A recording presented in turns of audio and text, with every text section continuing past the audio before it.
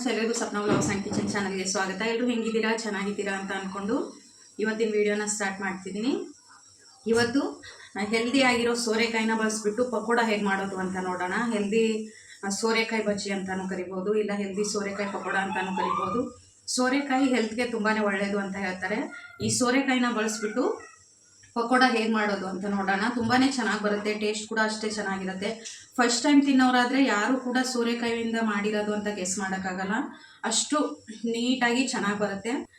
ಸೋರೆಕಾಯಿಂದ cut ಮಾಡಿಬಿಟ್ಟು ಮಾಡೋದಲ್ಲ, ಇದು ಹೆಚ್ಚಿಬಿಟ್ಟು ಸೋರೆಕಾಯಿ ಪಕೋಡ ಮಾಡೋದು ತುಂಬಾ ಚೆನ್ನಾಗಿರುತ್ತೆ. ಇದು ನಾನು ಮಾಡಿರೋ ಸೋರೆಕಾಯಿ ಪಕೋಡನ ನೀವು ಕೂಡ ಒಮ್ಮೆ ಟ್ರೈ ಮಾಡಿ, ತುಂಬಾ ಚೆನ್ನಾಗಿ ಬರುತ್ತೆ. ಬನ್ನಿ ಫ್ರೆಂಡ್ಸ್, ಇವಾಗ ಹೇಗೆ ಮಾಡೋದು ಅಂತ ನೋಡ್ಕೊಂಡು ಬರೋಣ. ಏನೆಲ್ಲ ರೆಡಿ ಮಾಡ್ಕೊಂಡಿದ್ದೀನಿ, ಹೇಗೆಲ್ಲ ಮಾಡ್ತೀನಿ ಅನ್ನೋದನ್ನ ನೋಡ್ಕೊಂಡು ಬರೋಣ ಬನ್ನಿ. ನೋಡ್ಬೋದು ಫ್ರೆಂಡ್ಸ್, ಇದು 1 kg ಆಗುವಷ್ಟು ಸೋರೆಕಾಯಿ ಇದೆ. ಇದರ ಅರ್ಧ ಭಾಗ ಅಷ್ಟೇ ನಾವು ಯೂಸ್ ಮಾಡ್ಕೊಳ್ಳೋದು, ಅದಕ್ಕೆ ಅರ್ಧ ಭಾಗನ ಕಟ್ ಮಾಡಿಕೊಂಡು ಅರ್ಧ ಅಷ್ಟೇ ತೊಗೊಂಡ್ಬಿಡೋಣ.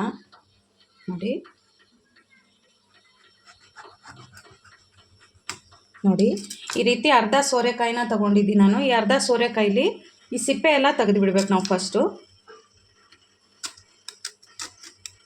ಈ ಸಿಪ್ಪೆ ಎಲ್ಲ ಈ ರೀತಿ ತೆಗೆದುಬಿಟ್ಟು ಮಾಡಿದ್ರೆ ಚೆನ್ನಾಗಿ ಬರುತ್ತೆ ಪಕೋಡ.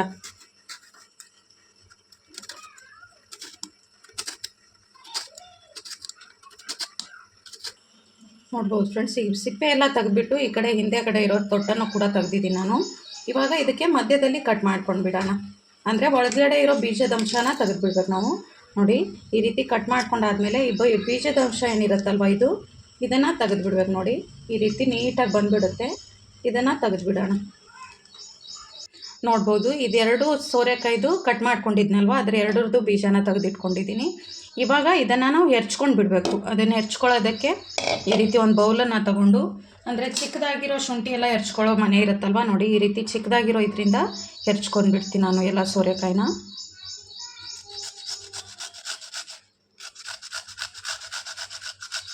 ಸೋರೆಕಾಯಿಲಿ ಜಾಸ್ತಿ ನೀರಿನ ಅಂಶ ಇರೋದ್ರಿಂದ ಹೆಲ್ತಿಗೆ ಕೂಡ ತುಂಬಾ ಒಳ್ಳೆಯದು ಅಂತ ಹೇಳ್ತಾರೆ. ಮತ್ತು ಈ ರೀತಿ ಹೆರ್ಚ್ಕೊಂಡು ಮಾಡಿದ್ರೆ ತುಂಬಾ ಚೆನ್ನಾಗಿ ಬರುತ್ತೆ, ಮತ್ತು ನೀರಿನ ಅಂಶ ಎಲ್ಲ ಬಿಟ್ಕೊಳ್ಳುತ್ತೆ ಅದು. ಈ ರೀತಿ ಹೆರ್ಚ್ಕೊಂಡು ಸೋರೆಕಾಯಿ ಪಾಯಸ ಕೂಡ ಮಾಡ್ತಾರೆ, ಅದು ಕೂಡ ತುಂಬಾ ಚೆನ್ನಾಗಿರುತ್ತೆ ಟೇಸ್ಟು. ನೋಡ್ಬೋದು ಫ್ರೆಂಡ್ಸ್, ಈ ರೀತಿ ಬೀಳುತ್ತೆ, ನೀರಿನ ಅಂಶ ತುಂಬಾ ಇರುತ್ತೆ. ಅಂದರೆ ಮಕ್ಕಳು ಎಲ್ಲ ಸೋರೆಕಾಯಿನ ಕಟ್ ಮಾಡಿ ಸಾಂಬಾರಲ್ಲೆಲ್ಲ ಪಲ್ಯ ಮಾಡಿದಾಗ ತಿನ್ನೋದಿಲ್ಲ, ತೆಗೆದ್ಬಿಟ್ಟು ಸೈಡ್ ಎತ್ತಿ ಇಟ್ಬಿಡ್ತಾರೆ. ಈ ರೀತಿ ಪಕೋಡ ಮಾಡಿಕೊಟ್ರೆ ಅವ್ರಿಗೆ ಗೊತ್ತಾಗೋದು ಇಲ್ಲ, ಮತ್ತು ಇಷ್ಟಪಟ್ಬಿಟ್ಟು ತಿಂತಾರೆ ಅವರು ಕೂಡ. ನೋಡ್ಬೋದು ಈ ರೀತಿ ಎಲ್ಲನೂ ಹೆರ್ಚ್ಕೊಂಡು ಬಿಡ್ತೀನಿ ನಾನು ಇವಾಗ. ನೋಡ್ಬೋದು ಫ್ರೆಂಡ್ಸ್, ತೊಗೊಂಡಿರೋ ಅರ್ಧ ಸೋರೆಕಾಯಿ ಎಲ್ಲನೂ ಹೆರ್ಚ್ಕೊಂಡಿದ್ದೀನಿ ನಾನು. ಇದರಲ್ಲಿ ನೀರಿನ ಅಂಶ ನೋಡಿ ಈ ರೀತಿ ಹಿಂಡಿದ್ರೆ ಎಷ್ಟೊಂದು ಬರುತ್ತೆ ಅಂತ, ತುಂಬಾ ನೀರಿನ ಅಂಶ ಇರುತ್ತೆ. ಅದಕ್ಕೆ ಇದಕ್ಕೆ ಜಾಸ್ತಿ ನೀರು ಹಾಕ್ಕೊಂಡು ಕಲಿಸ್ಕೊಳ್ಳೋ ಎಲ್ಲ ಅವಶ್ಯಕತೆ ಇರೋದಿಲ್ಲ. ಇದರಲ್ಲೇ ಜಾಸ್ತಿ ನೀರಿನ ಅಂಶ ಇರೋದ್ರಿಂದ ಎಲ್ಲ ಮಸಾಲೆನೂ ಹಾಗೆ ಮಿಕ್ಸ್ ಮಾಡಿಕೊಂಡ್ರೆ ತುಂಬಾ ಚೆನ್ನಾಗಿ ಮೆಲ್ಟ್ ಆಗಿಬಿಡುತ್ತೆ ಮಸಾಲೆ ಎಲ್ಲ. ನೋಡಿ ಇವಾಗ ಹೆರ್ಚ್ಕೊಂಡಿರೋ ಸೋರೆಕಾಯಲ್ಲಿ ಉಳಿದಿರೋ ಇಂಗ್ರೀಡಿಯೆಂಟ್ಸ್ ಎಲ್ಲನೂ ಮಿಕ್ಸ್ ಮಾಡ್ಕೊಳ್ಳೋಣ. ಈ ಸೋರೆಕಾಯಿಗೆ ನೋಡ್ಬೋದು ಒಂದು 3 ಈರುಳ್ಳಿನ ಚಿಕ್ಕದಾಗಿ ಉದ್ದುದ್ದಕ್ಕೆ ಹೆರ್ಚ್ಕೊಂಡ್ಬಿಟ್ಟು ಹಾಕ್ಕೊತಿದ್ದೀನಿ ನಾನು. ಮತ್ತು ಚಿಕ್ಕದಾಗಿ ಕಟ್ ಮಾಡ್ಕೊಂಡಿರೋ ಕರಿಬೇವು ಸೊಪ್ಪು ಮತ್ತು ಕೊತ್ತಂಬರಿ ಸೊಪ್ಪು. ನೋಡ್ಬೋದು ಒಂದು 8ರಿಂದ 10 ಹೆಸರು ಬೆಳ್ಳುಳ್ಳಿನ ಸ್ವಲ್ಪ ಜಜ್ಜಿಬಿಟ್ಟು ತೊಗೊಂಡಿದ್ದೀನಿ. ಇದಕ್ಕೆ ಬೆಳ್ಳುಳ್ಳಿ, ಕರಿಬೇವು ಸೊಪ್ಪು, ಕೊತ್ತಂಬರಿ ಸೊಪ್ಪು, ಈರುಳ್ಳಿ ಎಲ್ಲ ಹಾಕ್ಕೊಂಡಾದ್ಮೇಲೆ 1 ಟೇಬಲ್ ಸ್ಪೂನ್ ಆಗುವಷ್ಟು ಚಿರೋಟಿ ರವೆನ ಹಾಕ್ಕೊತೀನಿ ನಾನು. ಅಂದರೆ ರವೆ ಹಾಕ್ಕೊಳ್ಳೋದ್ರಿಂದ ಕ್ರಿಸ್ಪಿನೆಸ್ ಜಾಸ್ತಿ ಬರುತ್ತೆ ಅಂತ. ನಿಮ್ಮ ಹತ್ರ ಈ ಚಿರೋಟಿ ರವೆ ಇಲ್ಲ ಅಂದರೆ 1 ಟೇಬಲ್ ಸ್ಪೂನ್ ಆಗುವಷ್ಟು ಅಕ್ಕಿ ಹಿಟ್ಟು ಹಾಕ್ಕೊಳ್ಳೋ ಜಾಗದಲ್ಲಿ 2 ಟೇಬಲ್ ಸ್ಪೂನ್ ಆಗುವಷ್ಟು ಅಕ್ಕಿ ಹಿಟ್ಟನ್ನ ಹಾಕ್ಕೋಬೋದು. 1 ಟೇಬಲ್ ಸ್ಪೂನ್ ಆಗುವಷ್ಟು ಅಕ್ಕಿ ಹಿಟ್ಟನ್ನ ಹಾಕ್ಕೊಂಡು ಇದಕ್ಕೆ ಬೇರೆ ಮಸಾಲೆ ಅಂದರೆ 1 ಟೀ ಸ್ಪೂನ್ ಆಗುವಷ್ಟು ಧನಿಯಾ ಪೌಡರ್, 1 ಟೀ ಸ್ಪೂನ್ ಆಗುವಷ್ಟು ಗರಂ ಮಸಾಲ, ಇದಕ್ಕೆ ಚಿಟಿಕೆ ಆಗುವಷ್ಟು ಅರಿಶಿನ ಪುಡಿ, ಒಂದು ಟೀ ಸ್ಪೂನ್ ಆಗುವಷ್ಟು ಚಾಟ್ ಮಸಾಲ, ಅಂದರೆ ಇದು ಟೇಸ್ಟ್ಗೆ ಅಂತ, 1 ಟೇಬಲ್ ಸ್ಪೂನ್ ಆಗುವಷ್ಟು ಚಿಲ್ಲಿ ಪೌಡರ್, ರುಚಿಗೆ ತಕ್ಕಷ್ಟು ಉಪ್ಪು. ನೀವು ಎಷ್ಟು ಮಾಡ್ತಿರ್ತೀರ ಅದಕ್ಕೆ ರುಚಿಗೆ ತಕ್ಕಷ್ಟು ಉಪ್ಪು ಹಾಕ್ಕೊಬೋದು ನೋಡಿಕೊಂಡು. ಇವಾಗ ಲಾಸ್ಟಲ್ಲಿ ಇದಕ್ಕೆ ಮೇನ್ ಇಂಗ್ರೀಡಿಯೆಂಟ್ಸ್ ಅಂದರೆ ಕಡಲೆ ಹಿಟ್ಟು. 1 ಕಪ್ ಆಗುವಷ್ಟು ಕಡಲೆ ಹಿಟ್ಟನ್ನು ಹಾಕ್ಕೊತೀನಿ ನಾನು. ನೋಡಿಕೊಂಡು ಕಡಿಮೆ ಬೇಕಾದರೆ ಕಡಿಮೆ ಕೂಡ ಹಾಕ್ಕೋಬೋದು. ನೋಡ್ಬೋದು ನಾವು ಎಲ್ಲ ತೊಗೊಂಡಿರೋ ಇಂಗ್ರೀಡಿಯೆಂಟ್ಸ್ಗೆ ಸಮ ಆಗುವಷ್ಟು ಕಡಲೆ ಹಿಟ್ಟನ್ನು ಹಾಕ್ಕೋಬೇಕು. ಇವಾಗ ಇದೆಲ್ಲನೂ ಕೈಯಿಂದನೇ ಚೆನ್ನಾಗಿ ಮಿಕ್ಸ್ ಮಾಡ್ಕೊಳ್ಳೋಣ. ಸ್ವಲ್ಪ ಏನಾದರೂ ನೀರು ಬೇಕು ಅಂತ ಅನಿಸಿದ್ರೆ 1-2 ಹನಿ ಆಗುವಷ್ಟು ನೀರನ್ನು ಹಾಕ್ಕೋಬೋದು. ಇದೆಲ್ಲನೂ ನೀಟಾಗಿ ಕೈಯಿಂದನೇ ಮಿಕ್ಸ್ ಮಾಡ್ಕೊಳ್ಳೋಣ. ಇವಾಗ ಈ ರೀತಿ ಸೋರೆಕಾಯಿನ ಬಳಸ್ಬಿಟ್ಟು ಪಕೋಡ ಮಾಡಿದ್ರೆ ತುಂಬಾ ಚೆನ್ನಾಗಿ ಬರುತ್ತೆ, ಮತ್ತು ಮಕ್ಕಳು ಮನೆಯಲ್ಲಿ ಎಲ್ಲರೂ ಕೂಡ ಇಷ್ಟಪಟ್ಟು ತಿಂತಾರೆ. ನೋಡ್ಬೋದು ಎಲ್ಲ ಮಸಾಲೆ ನೀಟಾಗಿ ಹೊಂದ್ಕೊಳ್ಳೋ ರೀತಿಲಿ ಕೈಯಿಂದನೇ ಚೆನ್ನಾಗಿ ಮಿಕ್ಸ್ ಮಾಡ್ಕೊತಿದ್ದೀನಿ ನಾನು. ಸ್ಪೂನಿಂದ ಮಾಡಿದ್ರೆ ಮಸಾಲೆ ಎಲ್ಲ ಕಡೆನೂ ನೀಟಾಗಿ ಹೊಂದ್ಕೊಳ್ಳೋದಿಲ್ಲ. ಅದಕ್ಕೆ ಕೈಯಿಂದನೇ ನೀಟಾಗಿ ಮಾಡಿದ್ರೆ ಮಸಾಲೆ ಎಲ್ಲ ಕಡೆನೂ ನೀಟಾಗಿ ಹೊಂದ್ಕೊಳ್ಳುತ್ತೆ. ಮತ್ತು ಸೋರೆಕಾಯಿ ಈರುಳ್ಳಿ ಎಲ್ಲನೂ ನೀಟಾಗಿ ಮಿಕ್ಸ್ ಆಗಿ ಮಸಾಲೆ ಮ್ಯಾರಿನೇಟ್ ಆಗೋ ಥರ ಆಗುತ್ತೆ. ನೋಡ್ಬೋದು ಎಲ್ಲನೂ ಕೈಯಿಂದನೇ ನೀಟಾಗಿ ಮಿಕ್ಸ್ ಮಾಡ್ಕೊಂಡಿದ್ದೀನಿ ನಾನು. ಇದಕ್ಕೆ ಜಾಸ್ತಿ ನೀರು ಸ್ವಲ್ಪನೂ ಹಾಕ್ಕೊಳ್ದೇ ಮಿಕ್ಸ್ ಮಾಡಿಕೊಂಡೆ. ಸೋರೆಕಾಯಲ್ಲಿರೋ ನೀರಿನ ಅಂಶನೇ ಕರೆಕ್ಟಾಗಿ ಮಸಾಲೆ ಎಲ್ಲ ಮಿಕ್ಸ್ ಆಗೋದಕ್ಕೆ ಕರೆಕ್ಟಾಗೋಯ್ತು. ಯಾವುದೇ ರೀತಿ ಸ್ವಲ್ಪನೂ ನೀರು ಹಾಕಿಲ್ಲ ನಾನು ಇದಕ್ಕೆ. ಇವಾಗ ಲಾಸ್ಟಲ್ಲಿ ಸ್ವಲ್ಪ ಲಿಂಬೆಹಣ್ಣು ರಸನ ಹಿಂಡ್ಕೊಂಡ್ಬಿಡ್ತೀನಿ ಇದಕ್ಕೆ. ನೋಡ್ಬೋದು ಲಿಂಬೆಹಣ್ಣು ರಸ ಸ್ವಲ್ಪ ಹಿಂಡ್ಕೊಂಡಾದ್ಮೇಲೆ 1 ಟೇಬಲ್ ಸ್ಪೂನ್ ಆಗೋಷ್ಟು ಬಿಸಿ ಎಣ್ಣೆನ ಹಾಕ್ಕೊಡ್ತೀನಿ ನಾನು. ಬಿಸಿ ಎಣ್ಣೆ ಹಾಕ್ಕೊಂಡಾದ್ಮೇಲೆ ಬಿಸಿ ಇರುತ್ತೆ, ಒಂದು 5 ನಿಮಿಷ ಬಿಟ್ಟಾದ್ಮೇಲೆ ಮಿಕ್ಸ್ ಮಾಡ್ಕೋಬೇಕು. ನೋಡ್ಬೋದು ಬಿಸಿ ಎಲ್ಲ ಆರಿದ್ದಾದಮೇಲೆ ಮತ್ತೆ ಕೈಯಿಂದನೇ ಮಿಕ್ಸ್ ಮಾಡ್ಕೊತೀನಿ ನಾನು. ಈ ರೀತಿ ಬಿಸಿ ಎಣ್ಣೆ ಹಾಕ್ಕೊಳ್ಳೋದ್ರಿಂದ ಜಾಸ್ತಿ ಕ್ರಿಸ್ಪಿಯಾಗಿ ಬರುತ್ತೆ. ನೋಡಿ ಈ ರೀತಿ ಎಲ್ಲನೂ ಚೆನ್ನಾಗಿ ಮಿಕ್ಸ್ ಮಾಡ್ಕೊಂಡು ಬಿಡೋಣ. ನೋಡ್ಬೋದು ಎಣ್ಣೆ ಹಾಕಿದ್ದಾದಮೇಲೆ ಎಲ್ಲನೂ ಚೆನ್ನಾಗಿ ಮಿಕ್ಸ್ ಮಾಡ್ಕೊಂಡಿದ್ದೀನಿ ನಾನು. ಇದಕ್ಕೆ ರವೆ ಹಾಕಿರೋದ್ರಿಂದ ಜಾಸ್ತಿ ನೆನೆಸಿಡೋ ಅವಶ್ಯಕತೆ ಏನಿರೋದಿಲ್ಲ. ಇವಾಗ ಡೈರೆಕ್ಟಾಗಿ ಎಣ್ಣೆಲೇ ಹಾಕ್ಕೊಳ್ಳೋದು ಪಕೋಡ ಮಾಡಿಬಿಟ್ಟು. ನೋಡ್ಬೋದು ಈ ಕಡೆ ಎಣ್ಣೆ ಕೂಡ ಬಿಸಿ ಆಗಿದೆ. ಇಲ್ಲಿ ಪಕೋಡ ಹಿಟ್ಟು ಕೂಡ ರೆಡಿಯಾಗಿದೆ. ಇವಾಗ ಒಂದೊಂದಾಗೆ ಪಕೋಡನ ಎಣ್ಣೆಲಿ ಬಿಟ್ಬಿಡ್ಬೇಕು ನಾವು. ನೋಡ್ಬೋದು ಈ ರೀತಿ ಚಿಕ್ಕದಾಗಿ ಮಾಡಿಕೊಂಡು ಎಣ್ಣೆಲಿ ಬಿಟ್ಕೊಡೋಣ. ಈ ರೀತಿ ಪಕೋಡ ಮಾಡ್ಕೊಂಡು ಹಾಕ್ಕೋಬೇಕಾದ್ರೆ ಎಣ್ಣೆ ಗ್ಯಾಸ್ ಫ್ಲೇಮು ಮೀಡಿಯಮಲ್ಲಿರಬೇಕು, ಇಲ್ಲ ಲೋದಲ್ಲಿರಬೇಕು. ಹೈ ಇಟ್ಕೊಂಡ್ಬಿಟ್ರೆ ಫಸ್ಟ್ ಹಾಕ್ಕೊಂಡಿರೋ ಪಕೋಡ ಎಲ್ಲ ಕಲರ್ ಬಂದುಬಿಡುತ್ತೆ. ಆಮೇಲೆ ಹಾಕ್ಕೊಳ್ಳೋ ಪಕೋಡ ನೀಟಾಗಿ ಬೇಯೋದಿಲ್ಲ. ಅದಕ್ಕೆ ಮೀಡಿಯಮ್ ಇಲ್ಲ ಲೋ ಫ್ಲೇಮಲ್ಲಿ ಇಟ್ಕೊಂಡ್ಬಿಟ್ಟು ಎಲ್ಲ ಪಕೋಡನ ಹಾಕ್ಕೋಬೇಕು.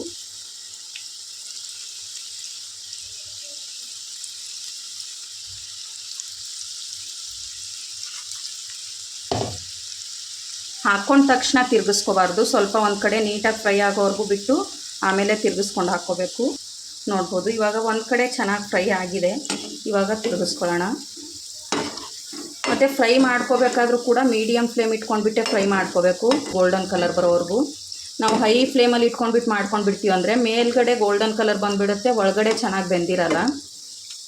ಅದಕ್ಕೆ ಮೀಡಿಯಮ್ ಫ್ಲೇಮ್ ಇಟ್ಕೊಂಡ್ಬಿಟ್ಟೆ ಡೀಪಾಗಿ ಒಳಗಡೆನೂ ಕೂಡ ಚೆನ್ನಾಗಿ ಬೇಯೋ ರೀತಿಲಿ ಫ್ರೈ ಮಾಡ್ಕೋಬೇಕು. ಇದೆಲ್ಲನೂ ಗೋಲ್ಡನ್ ಕಲರ್ ಬರೋವರೆಗೂ ಚೆನ್ನಾಗಿ ಫ್ರೈ ಮಾಡ್ಕೋಬೇಕು. ಇವಾಗ ನೋಡ್ಬೋದು ಫ್ರೆಂಡ್ಸ್, ನಿಧಾನಕ್ಕೆ ಮೀಡಿಯಮ್ ಫ್ಲೇಮ್ ಇಟ್ಕೊಂಡು ನಿಧಾನಕ್ಕೆ ಫ್ರೈ ಮಾಡಿಕೊಂಡು ಬಂದರೆ ಈ ರೀತಿ ಗೋಲ್ಡನ್ ಕಲರ್ ಬರುತ್ತೆ.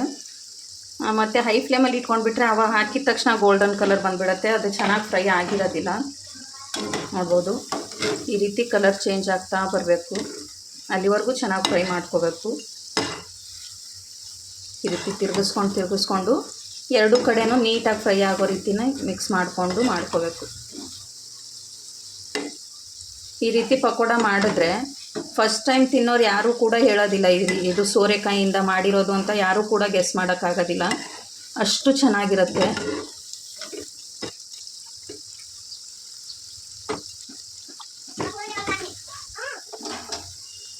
ನೋಡ್ಬೋದು ಇದೆಲ್ಲನೂ ನೀಟಾಗಿ ಫ್ರೈ ಆಗಿದೆ. ಇವಾಗ ಇದನ್ನು ಸೈಡ್ಗೆ ಒಂದು ಪ್ಲೇಟಲ್ಲಿ ತೆಗೆದಿಟ್ಕೊಂಡು ಬಿಡೋಣ.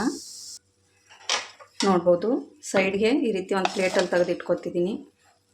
ನೋಡ್ಬೋದು ಫ್ರೆಂಡ್ಸ್ ಎಷ್ಟು ಚೆನ್ನಾಗಿ ಬಂದಿದೆ. ಕಲರ್ ಕೂಡ ತುಂಬ ಚೆನ್ನಾಗಿ ಬಂದಿದೆ. ಟೇಸ್ಟು ಕೂಡ ಅಷ್ಟೇ ಚೆನ್ನಾಗಿರುತ್ತೆ. ನೋಡ್ಬೋದು ಎಷ್ಟು ಚೆನ್ನಾಗಿ ಬಂದಿದೆ ಪಕೋಡ ಅಂತ. ಇದೇ ರೀತಿ ಮಿಕ್ಕಿರೋ ಪಕೋಡಗಳನ್ನೆಲ್ಲ ಫ್ರೈ ಮಾಡ್ಕೊಂಡ್ಬಿಡ್ತೀನಿ ನಾನು.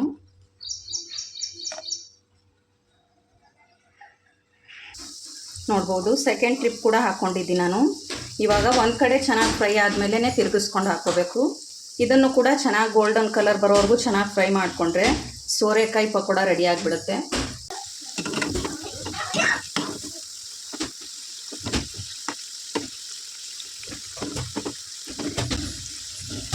ನೋಡ್ಬೋದು ಈ ರೀತಿ ಎಲ್ಲನೂ ತಿರುಗಿಸ್ಕೊಂಡು ಹಾಕ್ಕೊಂಡಾದ್ಮೇಲೆ ಎರಡು ಕಡೆನೂ ತಿರುಗಿಸ್ಕೊಂಡು ಮೀಡಿಯಮ್ ಫ್ಲೇಮ್ ಇಟ್ಕೊಂಡ್ಬಿಟ್ಟೆ ನೀಟಾಗಿ ಗೋಲ್ಡನ್ ಕಲರ್ ಬರೋವರೆಗೂ ಚೆನ್ನಾಗಿ ಫ್ರೈ ಮಾಡ್ಕೊಂಡು ಬಿಡಬೇಕು. ನೋಡ್ಬೋದು ಇದು ಕೂಡ ಚೆನ್ನಾಗಿ ಗೋಲ್ಡನ್ ಕಲರ್ ಬರೋವರೆಗೂ ಫ್ರೈ ಆಗಿದೆ. ಇದನ್ನು ಕೂಡ ತೆಗೆದು ಇವಾಗ ಸೈಡ್ಗೆ ಪ್ಲೇಟಲ್ಲಿ ಹಾಕ್ಕೊಂಡು ಇಟ್ಕೊಂಡು ಬಿಡೋಣ.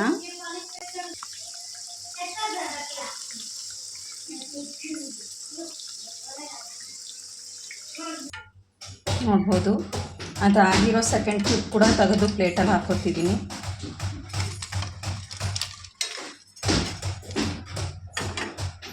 ನೋಡ್ಬೋದು ಫ್ರೆಂಡ್ಸ್ ತುಂಬ ಚೆನ್ನಾಗಿ ಬಂದಿದೆ.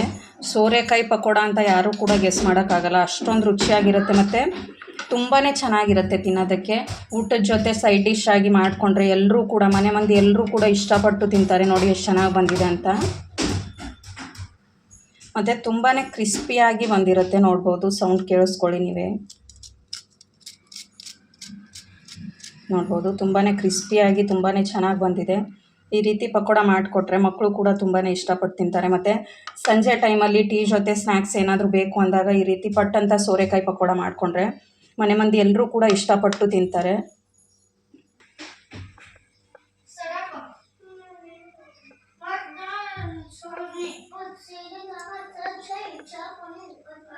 ನೋಡಿದ್ರಲ್ಲ ಫ್ರೆಂಡ್ಸ್, ಈ ಸೋರೆಕಾಯಿ ಪಕೋಡನ ನಿಮ್ಮ ಮನೇಲೂ ಕೂಡ ಒಮ್ಮೆ ಟ್ರೈ ಮಾಡಿ. ಎಲ್ಲರೂ ಕೂಡ ಹೇಗೆ ಮಾಡಿದೆ ಅಂತ ಕೇಳೋ ರೀತಿಯೇ ಇರುತ್ತೆ ಟೇಸ್ಟು, ಮತ್ತು ತುಂಬಾ ಚೆನ್ನಾಗಿ ಬರುತ್ತೆ. ನೋಡ್ಬೋದು, ಮಕ್ಕಳು ಕೂಡ ತುಂಬಾ ಇಷ್ಟಪಟ್ಟು ತಿಂತಾರೆ. ಅವ್ರು ಸ್ಕೂಲಿಂದ ಬಂದಾಗ ಸಾಯಂಕಾಲ ಟೈಮು ಟೀ ಜೊತೆ ಸ್ನ್ಯಾಕ್ಸ್ ರೀತಿ ಏನಾದರೂ ಬೇಕು ಅಂದಾಗ ಈ ರೀತಿ ಮಾಡಿಕೊಟ್ರೆ ಎಲ್ಲರೂ ಕೂಡ ಇಷ್ಟಪಟ್ಟು ತಿನ್ನೋ ರೀತಿಯೇ ಇರುತ್ತೆ. ತುಂಬಾ ಚೆನ್ನಾಗಿ ಬಂದಿದೆ. ಮತ್ತು ಸೋರೆಕಾಯಿ ತುಂಬ ಒಳ್ಳೆಯದು ಹೆಲ್ತ್ಗೆ ಕೂಡ. ಅದಕ್ಕೆ ಈ ರೀತಿ ಮಾಡ್ಕೊಂಡು ತಿಂದರೆ ತುಂಬಾ ಚೆನ್ನಾಗಿರುತ್ತೆ. ಟೇಸ್ಟು ಕೂಡ ಅಷ್ಟೇ ಸೂಪರ್ ಆಗಿರುತ್ತೆ. ಈ ಸೋರೆಕಾಯಿ ಪಕೋಡ ರೆಸಿಪಿನ ನಿಮ್ಮ ಮನೇಲೂ ಕೂಡ ಒಮ್ಮೆ ಟ್ರೈ ಮಾಡಿ, ತುಂಬಾ ಚೆನ್ನಾಗಿ ಬರುತ್ತೆ. ಈ ರೆಸಿಪಿ ನಿಮ್ಗೆ ಇಷ್ಟ ಆಗಿದ್ರೆ ಒಂದು ಲೈಕ್ ಮಾಡಿ, ಶೇರ್ ಮಾಡಿ, ಕಮೆಂಟ್ ಮಾಡಿ. ಹಾಗೂ ಸಪ್ನಾ ವ್ಲಾಗ್ಸ್ ಆ್ಯಂಡ್ ಕಿಚನ್ ಚಾನಲ್ನ ಸಬ್ಸ್ಕ್ರೈಬ್ ಮಾಡ್ಕೊಂಡು ನೋಡಿ. ಯಾರಾದರೂ ಹೊಸದಾಗಿ ನೋಡ್ತಿದ್ರೆ ನಮ್ಮ ಚಾನಲ್ನ ಸಬ್ಸ್ಕ್ರೈಬ್ ಮಾಡ್ಕೊಂಡು ನೋಡಿ.